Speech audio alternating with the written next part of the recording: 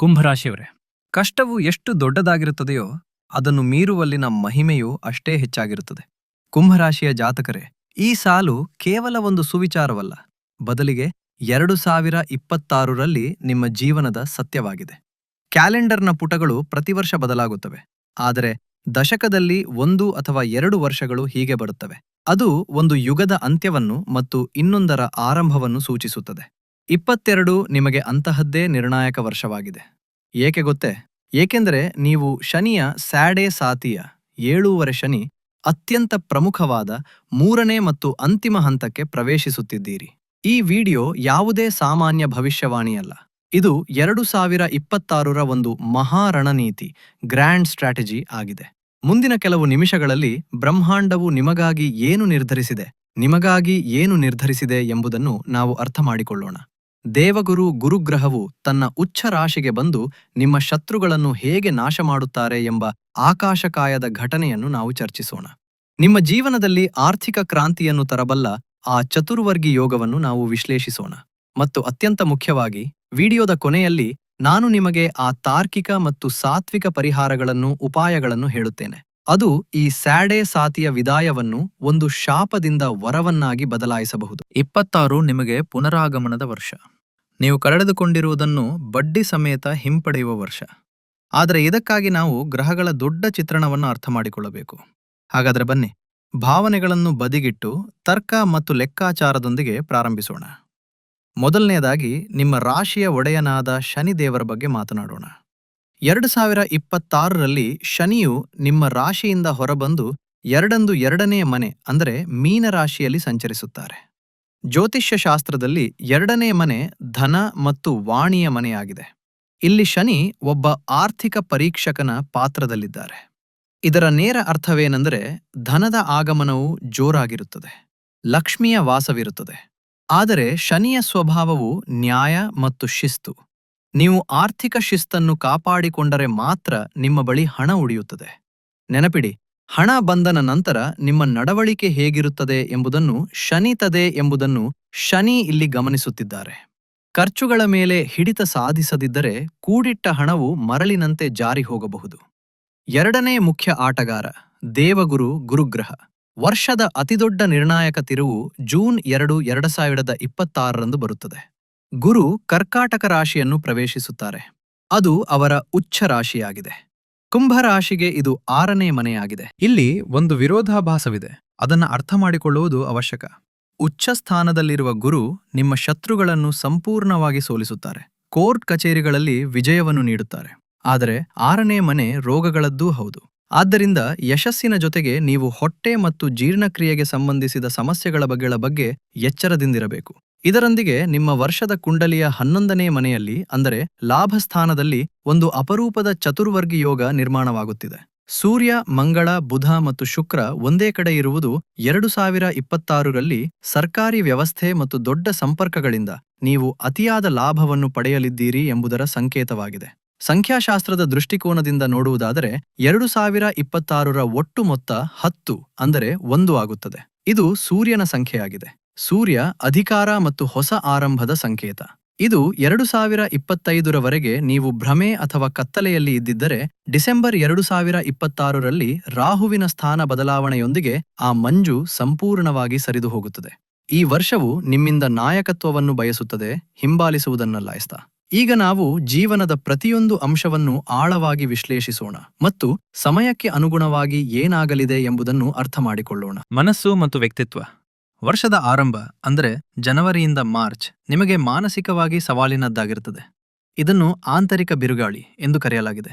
ಸಾಡೆ ಸಾತಿಯ ಅಂತಿಮ ಹಂತದಲ್ಲಿ ಇರುವುದರಿಂದ ನಿಮ್ಮ ಮನಸ್ಸಿನಲ್ಲಿ ಆಲೋಚನೆಗಳ ಬಿರುಗಾಳಿ ಎದ್ದೇಳುತ್ತದೆ. ರಾಹು ಇನ್ನೂ ಲಗ್ನದಲ್ಲೇ ಇದ್ದಾರೆ. ಆದ್ದರಿಂದ ನೀವು ಸರಿಯಾದ ನಿರ್ಧಾರವನ್ನು ತೆಗೆದುಕೊಳ್ಳಲು ಸಾಧ್ಯವಾಗುತ್ತಿಲ್ಲ ಎಂದು ನಿಮಗೆ ಅನಿಸಬಹುದು. ಒಂದು ವಿಚಿತ್ರವಾದ ಆತಂಕ ಅಥವಾ ಲೋ ಫೀಲಿಂಗ್ ಇರಬಹುದು. ಆದರೆ ಜನವರಿ 16ರ ನಂತರ ಒಂದು ಬದಲಾವಣೆ ಬರುತ್ತದೆ. ನೀವು ಮಂಥನವನ್ನು ಪ್ರಾರಂಭಿಸುತ್ತೀರಿ. ಇದು ನೀವು ನಿಮ್ಮ ಹಳೆಯ ತಪ್ಪುಗಳನ್ನು ಒಪ್ಪಿಕೊಳ್ಳುವ ಸಮಯ. ನಿಮ್ಮ ವ್ಯಕ್ತಿತ್ವದಲ್ಲಿ ಒಂದು ಮಾಧುರ್ಯ ಬರುತ್ತದೆ. ಜನರು ನಿಮ್ಮತ್ತ ಆಕರ್ಷಿತರಾಗುತ್ತಾರೆ. ನಿಮ್ಮ ಕೀರ್ತಿ ಅಥವಾ ರೆಪ್ಯುಟೇಷನ್ ಹೆಚ್ಚಾಗುತ್ತದೆ. ನಿನ್ನೆವರೆಗೆ ಯಾರು ನಿಮ್ಮ ಬಗ್ಗೆ ಕೆಟ್ಟದ್ದಾಗಿ ಮಾತನಾಡುತ್ತಿದ್ದರೋ ಅವರೇ ಸೋಷಿಯಲ್ ಮೀಡಿಯಾದಲ್ಲಿ ಅಥವಾ ಬೆನ್ನ ಹಿಂದೆ ನಿಮ್ಮನ್ನು ಹೊಗಳುತ್ತಾರೆ. ವೃತ್ತಿ ಮತ್ತು ವ್ಯಾಪಾರ. ವೃತ್ತಿಜೀವನಕ್ಕೆ ಈ ವರ್ಷ ವಿಸ್ತರಣೆ ಮತ್ತು ದಿಟ್ಟ ನಡೆಗಳ ವರ್ಷವಾಗಿದೆ. ಉದ್ಯೋಗದಲ್ಲಿರುವವರಿಗೆ ಆರಂಭದಲ್ಲಿ ಜನವರಿಯಿಂದ ಮಾರ್ಚ್ ಕೆಲಸದಲ್ಲಿ ಅಡೆತಡೆಗಳು ಅಥವಾ ಒಂದು ರೀತಿಯ ಸ್ತಬ್ಧತೆ ಫ್ರೀಸ್ ಅನುಭವಕ್ಕೆ ಬರಬಹುದು. ಬಾಸ್ ಕಡೆಯಿಂದ ಒತ್ತಡವಿರುತ್ತದೆ. ಆದರೆ ಏಪ್ರಿಲ್ ನಂತರ ಕತೆ ಸಂಪೂರ್ಣವಾಗಿ ಬದಲಾಗುತ್ತದೆ. ಪ್ರಮೋಷನ್, ಸಂಬಳ ಹೆಚ್ಚಳ ಮತ್ತು ಕರಿಯರ್ ಜಂಪ್ ಯೋಗಗಳು ಉಂಟಾಗುತ್ತಿವೆ. ನೀವು ಐಟಿ, ಮೀಡಿಯಾ, ನಟನೆ, ನೃತ್ಯ ಅಥವಾ ಯಾವುದೇ ಸೃಜನಶೀಲ ಕ್ಷೇತ್ರದಲ್ಲಿ ಇದ್ದರೆ ಈ ವರ್ಷ ನಿಮಗೆ ಕೀರ್ತಿಯನ್ನು ತಂದುಕೊಡುತ್ತದೆ. ಸರ್ಕಾರಿ ಕ್ಷೇತ್ರದಲ್ಲಿ ಯಶಸ್ಸಿನ ಯೋಗಗಳು ಬಹಳ ಪ್ರಬಲವಾಗಿವೆ, ವಿಶೇಷವಾಗಿ ಚತುರ್ವರ್ಗಿ ಯೋಗದ ಕಾರಣದಿಂದಾಗಿ. ವ್ಯಾಪಾರಿಗಳಿಗೆ ಮಂಗಳನ ರುಚಕ ಯೋಗವು ತೇಜಿ ಅನ್ನು ತರುತ್ತಿದೆ. ಜನವರಿಯಿಂದ ನವೆಂಬರ್ವರೆಗಿನ ಸಮಯವು ಬಿಸ್ನೆಸ್ ವಿಸ್ತರಣೆಯದ್ದಾಗಿದೆ. ಫಂಡಿಂಗ್ ಸಿಗುತ್ತದೆ, ಲೋನ್ಗಳು ಪಾಸ್ ಆಗುತ್ತವೆ ಮತ್ತು ದೊಡ್ಡ ಕಂಪನಿಗಳೊಂದಿಗೆ ಒಪ್ಪಂದಗಳು ಆಗಬಹುದು. ಆದರೆ ಒಂದು ಕಟುವಾದ ಎಚ್ಚರಿಕೆ ಇದೆ. ಪಾಲುದಾರಿಕೆಗೆ ಈ ವರ್ಷ ಕೆಟ್ಟದಾಗಿದೆ. ಡೇಟಾ ಹೇಳುತ್ತದೆ, ಒಂಟಿಯಾಗಿ ಕೆಲಸ ಮಾಡುವುದೇ ಉತ್ತಮ. ಪಾಲುದಾರರು ಮೋಸ ಮಾಡಬಹುದು ಅಥವಾ ಬಿಟ್ಟು ಹೋಗಬಹುದು. ವಿದ್ಯಾರ್ಥಿಗಳಿಗೆ ವರ್ಷದ ಆರಂಭದಲ್ಲಿ ಶಕ್ತಿ ಹೆಚ್ಚಾಗಿರುತ್ತದೆ. ಸಿವಿಲ್ ಸರ್ವಿಸಸ್ ಅಥವಾ ಸ್ಪರ್ಧಾತ್ಮಕ ಪರೀಕ್ಷೆಗಳಿಗೆ ತಯಾರಿ ನಡೆಸುವವರಿಗೆ ಜೂನ್ 2026 ಬಹಳ ಅದೃಷ್ಟದ ಸಮಯ. ಆದರೆ ಒಂದು ದೊಡ್ಡ ಅಪಾಯವಿದೆ. ನೀವು ಸಂಬಂಧಗಳು ಅಥವಾ ಪ್ರೀತಿ ಪ್ರೇಮದ ಸುಳಿಯಲಿ ಸಿಲುಕಿದರೆ ಇಡೀ ವರ್ಷ ಹಾಳಾಗಬಹುದು. ಈ ವರ್ಷ ಕೇವಲ ಓದಿಗಾಗಿ ಮೀಸಲಿಡಿ, ದಾರಿ ತಪ್ಪುವುದಕ್ಕಲ್ಲ. ಧನ ಮತ್ತು ಆಸ್ತಿ. ಹಣದ ವಿಷಯದಲ್ಲಿ 2026 ಒಂದು ರೋಲರ್ ಕಾಸ್ಟರ್ ಆಗಿದೆ, ಆದರೆ ಅಂತ್ಯವು ಸುಖಕರವಾಗಿದೆ. ಹಂತ 1. ಗುರು 5ನೇ ಮನೆಯಲ್ಲಿದ್ದಾರೆ. ಹಣ ಬರುತ್ತದೆ, ಆದರೆ ಕುಟುಂಬ ಮತ್ತು ಮಕ್ಕಳ ವಿದ್ಯಾಭ್ಯಾಸಕ್ಕಾಗಿ ಖರ್ಚುಗಳೂ ಆಗುತ್ತವೆ. ಇಲ್ಲಿ ಹಣ ಕೈಯಲ್ಲಿ ನಿಲ್ಲುತ್ತಿಲ್ಲ ಎಂದು ನಿಮಗೆ ಅನಿಸಬಹುದು. ಹಂತ 2. ಇದು ಧನವರ್ಷದ ಸಮಯ. ಗುರು ಕರ್ಕಾಟಕ ರಾಶಿಗೆ ಹೋದ ತಕ್ಷಣ ಮತ್ತು 11ನೇ ಮನೆಯ ಗ್ರಹಗಳು ಸಕ್ರಿಯವಾದಾಗ ಹಠಾತ್ ಧನ ಲಾಭವಾಗುತ್ತದೆ. ಸಿಕ್ಕಿ ಹಾಕಿಕೊಂಡಿದ್ದ ಹಣ ವಾಪಸ್ ಸಿಗುತ್ತದೆ. ನೀವು ಹಳೆಯ ಆಸ್ತಿ ಅಥವಾ ಜಮೀನನ್ನು ಮಾರಾಟ ಮಾಡಲು ಬಯಸಿದರೆ ಇದು ಅತ್ಯುತ್ತಮ ಸಮಯ. ನೀವು ಕೇಳಿದ ಬೆಲೆ ಸಿಗಬಹುದು. ಫೆಬ್ರವರಿಯಿಂದ ಡಿಸೆಂಬರ್ ನಡುವೆ ನೀವು ಹೊಸ ಮನೆ ಅಥವಾ ದೊಡ್ಡ ವಾಹನವನ್ನು ಖರೀದಿಸಬಹುದು. ಆದರೆ ನೆನಪಿಡಿ, ಜೂಜಾಟದಿಂದ ದೂರವಿರಿ. ಇಲ್ಲದಿದ್ದರೆ ಶನಿದೇವರು ಎಲ್ಲವನ್ನೂ ಕಿತ್ತುಕೊಳ್ಳುತ್ತಾರೆ. ಸಂಬಂಧಗಳ ವಿಷಯದಲ್ಲಿ ನೀವು ಹೆಚ್ಚು ಎಚ್ಚರಿಕೆಯಿಂದ ಇರಬೇಕಾದ ಭಾಗವಿದು. ಲವ್ ಲೈಫ್ನಲ್ಲಿ ಎಚ್ಚರದಿಂದಿರಿ. ಜನವರಿಯಿಂದ ಮಾರ್ಚ್ ನಡುವೆ ನಂಬಿಕೆ ದ್ರೋಹ ಸಿಗುವ 100% ಸಾಧ್ಯತೆ ಇದೆ.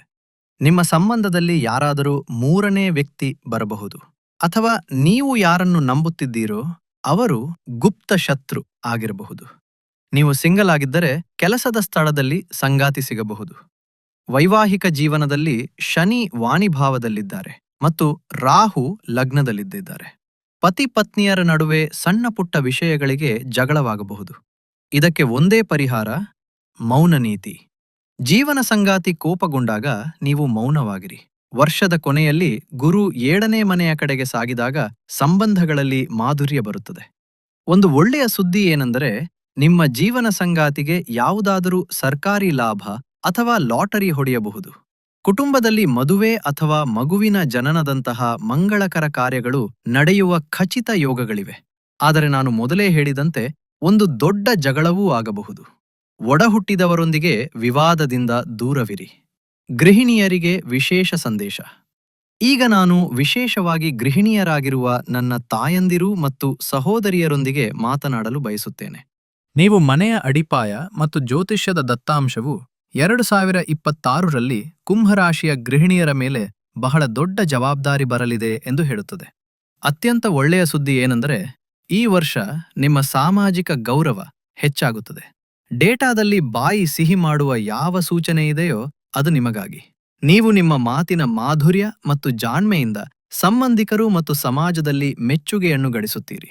ಯಾವ ಸಂಬಂಧಿಕರು ಮೊದಲು ನಿಮ್ಮನ್ನು ಗೌರವಿಸುತ್ತಿರಲಿಲ್ಲವೋ 2026ರಲ್ಲಿ ಅವರು ನಿಮ್ಮ ಸಲಹೆ ಪಡೆಯಲು ಬರುತ್ತಾರೆ. ನಿಮಗೆ ಈ ವರ್ಷ ಸಂಚಯದ ವರ್ಷವಾಗಿದೆ. ನಿಮ್ಮ 7ನೇ ಮತ್ತು 11ನೇ ಮನೆಯ ಯೋಗಗಳು ನಿಮ್ಮ ಪತಿಗೆ ಯಾವುದಾದರೂ ದೊಡ್ಡ ಸರ್ಕಾರಿ ಲಾಭ ಅಥವಾ ಲಕ್ಕಿ ಡ್ರಾ ಬೋನಸ್ ಸಿಗಬಹುದು ಎಂದು ಹೇಳುತ್ತಿವೆ. ಇದರ ನೇರ ಲಾಭ ಮನೆಯ ತಿಜೋರಿಗೆ ಆಗುತ್ತದೆ. ಫೆಬ್ರವರಿಯಿಂದ ಡಿಸೆಂಬರ್ ನಡುವೆ ನೀವು ಮನೆಗಾಗಿ ಯಾವುದಾದರೂ ಬೆಲೆಬಾಳುವ ವಸ್ತು, ಅಂದರೆ ಚಿನ್ನ, ಹೊಸ ವಾಹನ ಅಥವಾ ಪೀಠೋಪಕರಣಗಳನ್ನು ಖರೀದಿಸಬಹುದು. ಆದರೆ ಎಚ್ಚರದಿಂದಿರಿ. ನಾನು ಮೊದಲು ವಾರ್ನಿಂಗ್ಸ್ ವಿಭಾಗದಲ್ಲಿ ಹೇಳಿದಂತೆ ಒಂದು ದೊಡ್ಡ ಕೌಟುಂಬಿಕ ವಿವಾದ ಖಚಿತ. ಇಲ್ಲಿ ನಿಮ್ಮ ಪಾತ್ರ ಒಬ್ಬ ಶಾಂತಿ ದೂತನದ್ದಾಗಿರುತ್ತದೆ.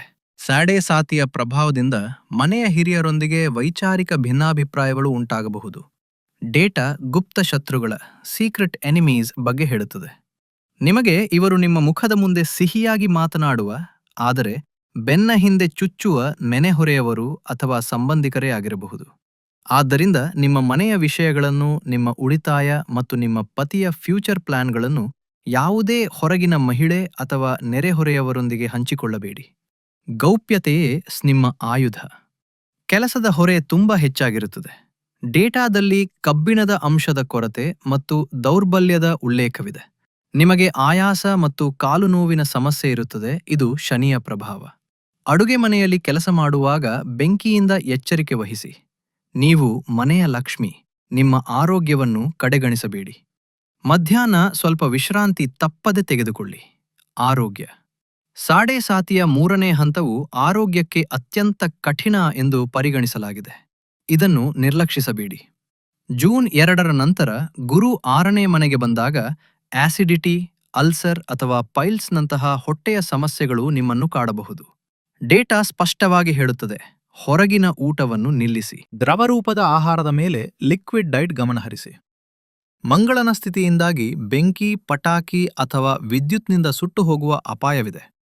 ಮುಖದ ಮೇಲೆ ಟ್ಯಾನಿಂಗ್ ಅಥವಾ ಅಲರ್ಜಿ ಉಂಟಾಗಬಹುದು.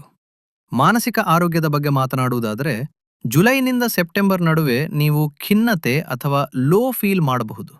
ರಾಹುವಿನ ಕಾರಣ ತಲೆತಿರುಗುವಿಕೆ ಅಥವಾ ಎತ್ತರದ ಪ್ರದೇಶಗಳ ಬಗ್ಗೆ ಭಯ ಉಂಟಾಗಬಹುದು.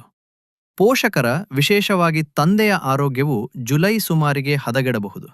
ಅವರ ಮೆಡಿಕಲ್ ಚೆಕಪ್ ಅನ್ನು ಸಮಯಕ್ಕೆ ಸರಿಯಾಗಿ ಮಾಡಿಸಿ. ಸ್ನೇಹಿತರೆ, 2026ರ ಸಂಪೂರ್ಣ ಕಥೆಯ ಸಾರಾಂಶವಿದು. ಜನವರಿಯಿಂದ ಮಾರ್ಚ್ ಸಂಘರ್ಷ, ಮೋಸ ಮತ್ತು ಮಾನಸಿಕ ಮಂಥನ. ತಾಳ್ಮೆಯಿಂದಿರಿ. ಏಪ್ರಿಲ್ನಿಂದ ಜೂನ್ ವೃತ್ತಿ ಜೀವನದಲ್ಲಿ ಏಳಿಗೆ ಮತ್ತು ಪ್ರಯಾಣ. ಕಷ್ಟಪಟ್ಟು ಕೆಲಸ ಮಾಡಿ. ಜುಲೈನಿಂದ ಸೆಪ್ಟೆಂಬರ್ ಆರೋಗ್ಯ ಮತ್ತು ಹಣಕಾಸಿಗೆ ರಿಸ್ಕ್ ಝೋನ್. ಎಚ್ಚರದಿಂದಿರಿ. ಅಕ್ಟೋಬರ್ನಿಂದ ಡಿಸೆಂಬರ್ ಧನ ವರ್ಷ ಮತ್ತು ಗುಪ್ತ ಯೋಜನೆಗಳು. ಪ್ಲಾನಿಂಗ್ ಮಾಡಿ. ಶನಿ ದೇವರು, ನೀವು 3 ಷರತ್ತುಗಳನ್ನು ಒಪ್ಪಿದರೆ ಎಲ್ಲವೂ ಒಳ್ಳೆಯದಾಗುತ್ತದೆ ಎಂದು ಹೇಳುತ್ತಾರೆ. 1ನೇದಾಗಿ, ನೀವು ಸೋಮಾರಿತನವನ್ನು ಬಿಡಬೇಕು. 27 ಸೋಮಾರಿಗಳಿಗಲ್ಲ. 2ನೇದಾಗಿ, ನೀವು ಗೌಪ್ಯತೆಯನ್ನು ಕಾಪಾಡಿಕೊಳ್ಳಬೇಕು. ನಿಮ್ಮ ಭವಿಷ್ಯದ ಯೋಜನೆಯನ್ನು ಯಾರಿಗೂ ಹೇಳಬೇಡಿ. ಗುಪ್ತ ಶತ್ರುಗಳು ನಿಮ್ಮ ಪ್ಲಾನ್ಗಳನ್ನು ತಡೆಯಬಹುದು ಎಂದು ಡೇಟಾ ಹೇಳುತ್ತದೆ. 3ನೇದಾಗಿ, ನೀವು ಪ್ರಾಮಾಣಿಕವಾಗಿ ಕೆಲಸ ಮಾಡಿ.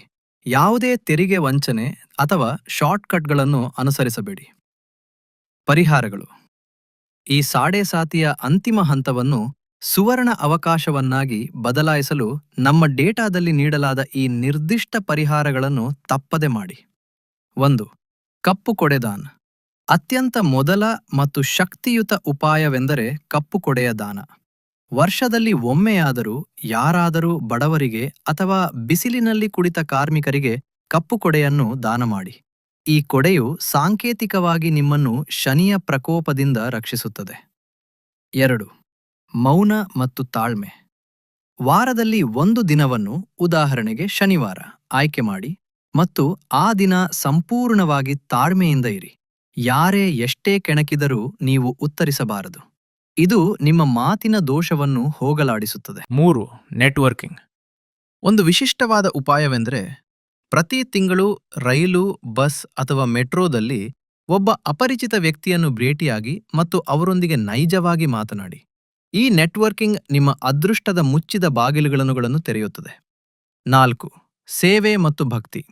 ಯಾರಾದರೂ ವೃದ್ಧ, ಅನಾರೋಗ್ಯ ಪೀಡಿತ ಮಹಿಳೆಯ ಸೇವೆ ಮಾಡಿ, ಔಷಧಿ ಅಥವಾ ಆಹಾರ ನೀಡುವ ಮೂಲಕ. ನಿಯಮಿತವಾಗಿ ಬೇವಿನ ಮರಕ್ಕೆ ನೀರು ಹಾಕಿ. ಭಗವಾನ್ ಶಿವನ ಮಂತ್ರ ಓಂ ನಮಃ ಶಿವಾಯ ಮತ್ತು ಶನಿ ಮಂತ್ರ ಓಂ ಶಂ ಶನೈಶ್ಚರಾಯ ನಮಃ ಜಪಿಸುತ್ತಿರಿ. ಪ್ರತಿ ಶುಕ್ರವಾರ ದೇವಿಯ ದರ್ಶನ ಮಾಡಿ ಮತ್ತು ದುರ್ಗಾ ಚಾಲೀಸಾವನ್ನು ಓದಿ. ಸ್ನೇಹಿತರೆ, ಕೊನೆಯಲ್ಲಿ ಇಷ್ಟೇ ಹೇಳುತ್ತೇನೆ, 2026 ನಿಮ್ಮನ್ನು ಹೆದರಿಸಲು ಅಲ್ಲ, ಬದಲಿಗೆ ನಿಮ್ಮನ್ನು ಎಚ್ಚರಿಸಲು ಬರುತ್ತಿದೆ. ಈ ವರ್ಷ ಮಂಥನದ ವರ್ಷ. ಗ್ರಹಗಳು ತಮ್ಮ ಆಟವಾಡುತ್ತವೆ, ಬಿರುಗಾಳಿಗಳೂ ಬರುತ್ತವೆ. ಆದರೆ ನಿಮ್ಮ ಕರ್ಮ ಬಲವಾಗಿದ್ದರೆ, ನಿಮ್ಮ ಮಾತಿನಲ್ಲಿ ಸಿಹಿ ಇದ್ದರೆ ಮತ್ತು ನಿಮ್ಮ ಮನಸ್ಸಿನಲ್ಲಿ ಸೇವೆಯ ಭಾವವಿದ್ದರೆ, ಆಗ ಶನಿ ದೇವರು ಸ್ವತಃ ನಿಮ್ಮನ್ನು ರಂಕನಿಂದ ರಾಜನನ್ನಾಗಿ ಮಾಡುತ್ತಾರೆ. ನಿಮ್ಮ ದೌರ್ಬಲ್ಯಗಳನ್ನು ಯಾರಿಗೂ ಹೇಳಬೇಡಿ. ಕಷ್ಟಪಟ್ಟು ಕೆಲಸ ಮಾಡಿ ಮತ್ತು ಈ ಪುನರಾಗಮನದ ವರ್ಷದ ಸಂಪೂರ್ಣ ಲಾಭವನ್ನು ಪಡೆದುಕೊಳ್ಳಿ. ನಿಮಗೆ ಈ ವಿವರವಾದ ಮಾಹಿತಿ ಮತ್ತು ನಮ್ಮ ವಿಶ್ಲೇಷಣೆ ಇಷ್ಟವಾಗಿದ್ದರೆ ಈ ವಿಡಿಯೋವನ್ನು ತಪ್ಪದೆ ಲೈಕ್ ಮಾಡಿ. ಇದು ನಮಗೆ ಹೆಚ್ಚು ಕೆಲಸ ಮಾಡಲು ಪ್ರೇರಣೆ ನೀಡುತ್ತದೆ. ನಿಮ್ಮ ಕುಂಭರಾಶಿಯ ಸ್ನೇಹಿತರು ಮತ್ತು ಕುಟುಂಬದವರೊಂದಿಗೆ ಇದನ್ನು ಶೇರ್ ಮಾಡಿ ಮತ್ತು ನೀವು ಚಾನಲ್ಗೆ ಹೊಸಬರಾಗಿದ್ದರೆ ಸಬ್ಸ್ಕ್ರೈಬ್ ಮಾಡಲು ಮರೆಯಬೇಡಿ. ಮುಂದಿನ ವಿಡಿಯೋದಲ್ಲಿ ಮತ್ತೆ ಭೇಟಿಯಾಗೋಣ. ಅಲ್ಲಿಯವರೆಗೆ ನಿಮ್ಮ ಮತ್ತು ನಿಮ್ಮ ಕುಟುಂಬ